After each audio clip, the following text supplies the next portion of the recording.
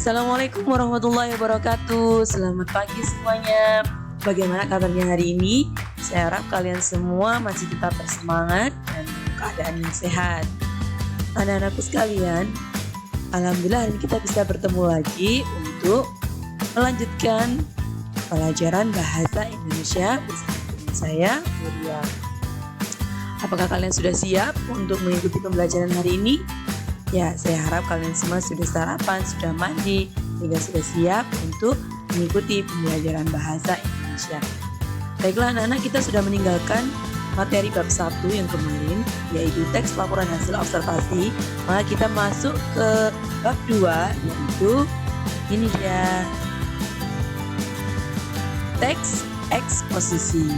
Ya, jadi hari ini kita akan membahas tentang apa sih sebenarnya teks eksposisi itu. Ada yang tahu? Tapi sebelum kita melanjutkan untuk membahas pengertian dan lain sebagainya, saya harus sampaikan dulu kompetensi dasar untuk materi hari ini. Jadi kompetensi dasar yang harus dicapai adalah ada ranah pengetahuan dan ranah keterampilan. Di 3.3 ini ranah pengetahuan, yaitu menganalisis struktur, isi, permasalahan, argumentasi, pengetahuan, dan rekomendasi kebahasaan teks eksposisi yang didengar dan atau dibaca. Untuk keterampilannya, kalian harus bisa menganalisis struktur dan kebahasaan dari teks eksposisi. Kita lanjut saja langsung ya. Yang pertama yang akan kita bahas adalah pengertian dari teks eksposisi. Jadi, teks eksposisi itu adalah sebuah teks yang memuat informasi dan pengetahuan yang dibuat secara singkat, padat, dan jelas. Jadi, di dalamnya adalah sebuah informasi. Di dalam teks eksposisi ada sebuah informasi dan pengetahuan. Untuk lebih jelasnya akan kita bahas dulu. Berikutnya ada ciri. Sebenarnya ciri dari teks eksposisi itu ada apa saja? Yang pertama, teks eksposisi itu harus menggunakan bahasa yang formal. Jadi bahasanya adalah bahasa resmi ya, bahasa formal, bukan bahasa percakapan, bahasa alay atau bahasa yang tidak formal. Jadi menggunakan bahasa formal. Yang kedua, menggunakan teks yang jelas dan mudah dipahami. Biasanya teks eksposisi itu isinya mudah dipahami ya, karena bersifat informatif atau menyampaikan informasi. Gaya bahasa yang digunakan bersifat persuasif. Jadi gaya bahasa dalam teks eksposisi itu biasanya persuasif. Artinya persuasif itu gaya bahasa yang mengajak, mempengaruhi pembaca supaya menyetujui apa yang disampaikan oleh penulis di dalam teks gitu. Itu maksud dari persuasif ya, gaya mengajak. Berikutnya, isi teks bersifat netral dan objektif. Isi dari teks eksposisi itu sifatnya netral, tidak memihak, jadi sifatnya adalah objektif, bukan subjektif ya. Tidak memihak dan memaksakan kehendak pada pembaca. Walaupun gaya bahasa mengajak, tapi tidak memaksakan. Jadi bahasanya mengalir, yang intinya di sana mempengaruhi pembaca untuk menyetujui penulis. Berikutnya, ciri dari teks eksposisi yang keenam bersifat fakta dan ilmiah.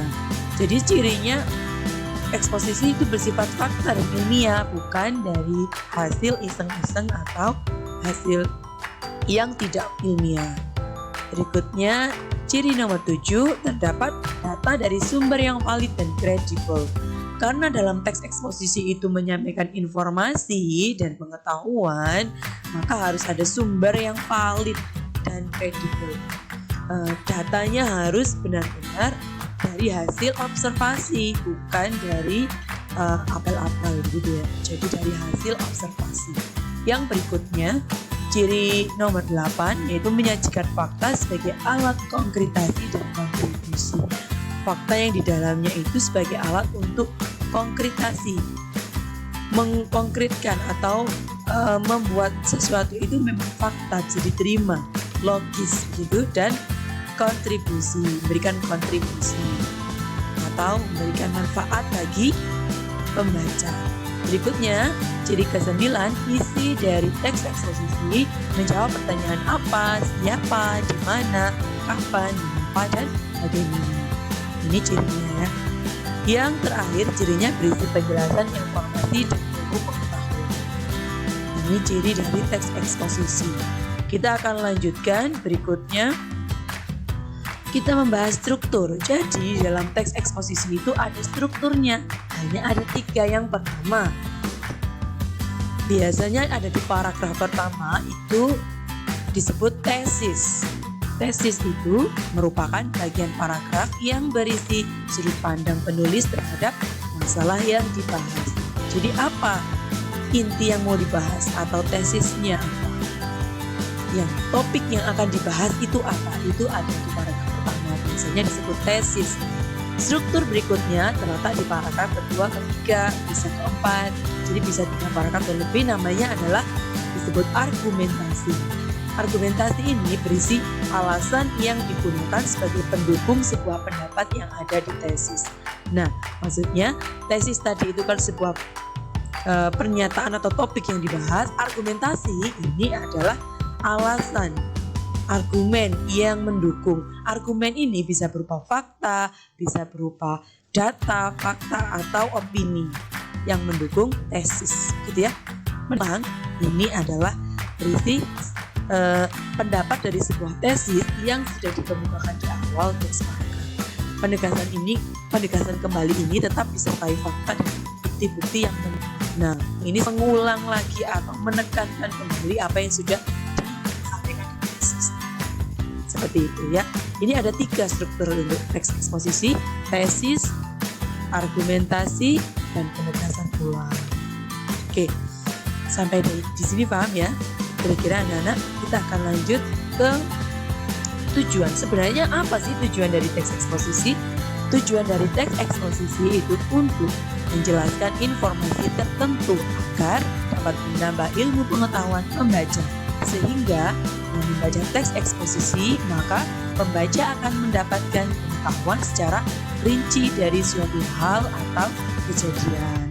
Jadi tujuan utamanya supaya pembaca itu mendapatkan ilmu pengetahuan atau wawasan atau informasi yang bisa bermanfaat bagi pembaca. Seperti itu. Itu tujuan dari eksposisi. Oke, kita lanjut ke contoh langsung supaya lebih paham ya. Ini ada contoh teks eksposisi, judulnya Hutan Sumatera dan Kalimantan Terancam Punah. Nah, kita akan langsung analisis strukturnya sekalian. Bagian struktur pernyataan pendapat atau tesis ini. Apabila masih tidak ada tindakan yang cepat dan tepat, maka dalam kurun waktu 10 tahun ke depan Sumatera akan punah. Hutan Sumatera akan punah. Hal ini juga akan diikuti oleh hutan Kalimantan. Saat ini tidak terlihat adanya tanda-tanda perbaikan pengolahan hutan dibandingkan tahun-tahun lalu. Sebaliknya justru malah cenderung memburuk. Penebangan liar semakin meningkat dan bencana alam, kebakaran hutan malah terus terjadi. Hal ini diperparah dengan dibukanya hutan lindung untuk lahan pertambangan.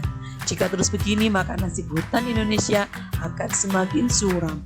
Ini ya, di sini kelihatan ada tesisnya adalah hutan Kalimantan terancam punah. Ya, ini hutan dalam kurun 10 tahun ke depan hutan Sumatera akan punah. Seperti itu. Nah, kok bisa seperti itu? Maka harus didukung pernyataan seperti ini, informasi seperti ini harus didukung dengan argumentasi atau bukti-bukti atau fakta-fakta. Bagaimana bisa menyampaikan hutan itu akan punah? Hutan itu akan punah jika tidak ada argumentasi, maka ini argumentasi. Jadi di Pulau Sumatera berdasarkan titik kebakarannya sebanyak 49% hutan tersebut, 13% alang-alang, 10% hutan dataran rendah, 10% pertanian, pemukiman masyarakat, 8% perkebunan, dan sisa rawa konon kabut telah habis terbakar. Nah, inilah data yang menunjukkan bahwa hutan Sumatera itu akan punah. Ini data yang valid ya. Kerugian yang dialami juga tidak main-main. Pada tahun 1997, lalu diperkirakan kerugian mencapai angka 2-4 triliun. Kondisi hutan negara kita sungguh sangat memprihatinkan. Dalam kurun periode sekitar 50 tahun, hutan alam di Indonesia akan mengalami penurunan luas kurang lebih 64 juta hektar. Nah, berikutnya argumentasi yang mendukung keanekaragaman hayati di dataran rendah Sumatera juga telah musnah akibat pembukaan hutan alam di sana. Pembukaan secara bakar hutan hanya akan menambah masalah kerusakan. Berjuta-juta spesies flora dan fauna punah dengan sia-sia. Munculnya kasus-kasus kebakaran hutan juga semakin memperburuk kondisi. Ini argumentasi yang mendukung pernyataan bahwa hutan Kalimantan dan Sumatera ini akan terancam punah. Ini argumentasinya. Ini yang terakhir biasanya adalah penegasan ulang. Jadi bagian paragraf penegasan ulang ini seperti ini. Kebijakan pembukaan kawasan hutan lindung untuk area pertambangan juga akan semakin memperparah kondisi. Jika begini terus, jelas-jelas Indonesia akan kehilangan salah satu sumber daya alam terbaiknya. Nah, ini penegasan ulang kembali ya. Ini contoh dari teks eksposisi. Paham ya dari sini ya? Kita akan lanjut. Ada lagi ini contoh lagi ada khasiat dan manfaat lebah. Di sini sudah jelas pernyataan pendapat atau tesisnya ini bagian lebah merupakan hewan yang termasuk ke dalam kelompok serangga dan berasal dari familia Apidae. Ini dia punya beberapa manfaat ya, mulai dari sarang, cairan yang dihasilkan pewangi. Nah, argumentasinya ini apa saja manfaatnya. Kemudian penegasan ulang itu khasiatnya juga. Nah, dari sini ini contoh teks eksposisi ya. Baiklah, ini sekarang kita masuk ke jenis teks eksposisi. Yang pertama ada eksposisi definisi. Ini adalah jenis eksposisi yang hanya menjelaskan pengertian, definisi pada topik tertentu secara mendalam. Jadi pengertian.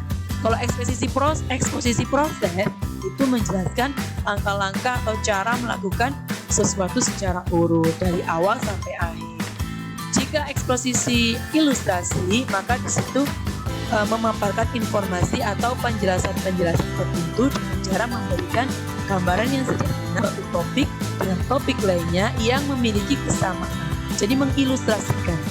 Kemudian teks eksposisi laporan itu jenis teks eksposisi yang menjelaskan laporan dari suatu peristiwa atau dari suatu penelitian yang ditentukan.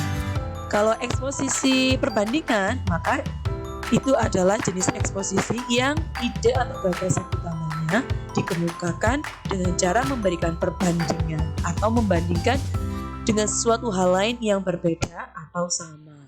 Ini ada 5 jenis eksposisi.